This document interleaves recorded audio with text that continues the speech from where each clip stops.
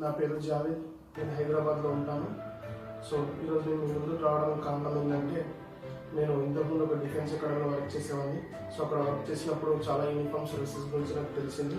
So army, air force, navy కాకుండా ఇంకో కొన్ని యూనిఫామ్ సర్వీసెస్ ఉంటాయి.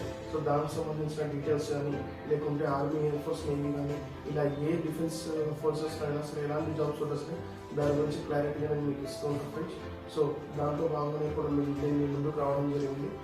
ఫస్ట్ ఆఫ్ ఆల్ ఏంటంటే, మనకున్న యూనిఫామ్ సర్వీసెస్లో ఆర్మీ, ఎయిర్ ఫోర్స్, నేవీ అనేది first 3 main services friends. So దాని తర్వాత బిఎస్ఎఫ్, ఐటీబీఎఫ్, సిఆర్పిఎఫ్, సిఎస్ఎఫ్, ఇది ఒక మెయిన్ సర్వీసెస్.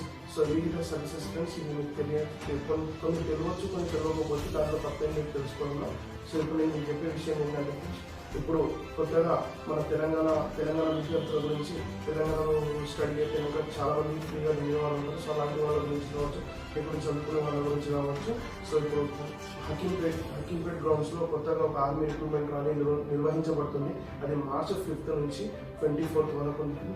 సో ఎవరైనా యొక్క మీ ఈ సర్వీస్ని మీరు యూజ్ చేసుకోవాలనుకుంటే, ఫస్ట్ ఆఫ్ ఆల్ మీరు ఆన్లైన్ అప్లికేషన్ ఫిల్ చేయాల్సి ఉంది ఫ్రెండ్స్. సో ఆన్లైన్ అప్లికేషన్ ఇప్పటికీ లేట్ అయిపోయింది. January 19 నుంచి February 19 వరకు 1 month టైం ఇచ్చారు ఫ్రెండ్స్.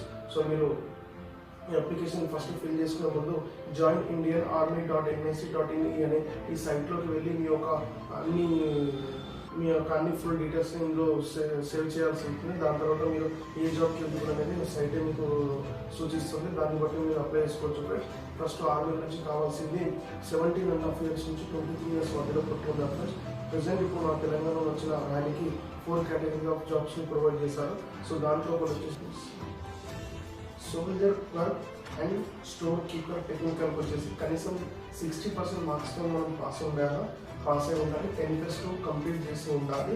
సో దీనికి వచ్చేసి each and every subject 50% marks minimum ఉండాలి.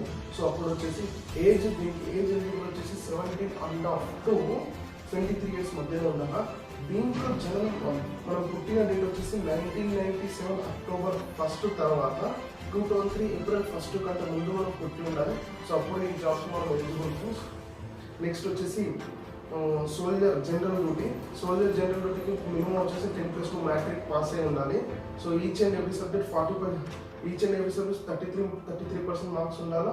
ఆల్ సబ్జెక్ట్ కలిపి మనం 45% మార్క్స్తో పాస్ అయి ఉండాలా. సో అప్పుడు దీనికి కావాల్సిన ఏజ్ వచ్చేసి 17.5 to 21 years మధ్యలో ఉండాలా. సో దీనికి 1999 October 1 to 2003 April 1 లోపు పుట్టి ఉండాలా. ఆ సమయంలో పుట్టిన వాళ్ళు మాత్రమే దీనికి అర్హత. సో నెక్స్ట్ వచ్చేసి tradesmen soldier. So each and every subject 33% pass అయి ఉండాలా. మినిమం 8th class పాస్ అయి ఉండాలి దీనికి. అండ్ ఏజ్ వచ్చేసి same 17.5 to 23 years. 1997 October 1 to 2003 April 1 మధ్యలో పుట్టి ఉండాలి. సో నెక్స్ట్ వచ్చేసి soldier technical nursing home. So దీనికి వచ్చేసి 10+2 పాస్ అయిన 50% మార్క్స్.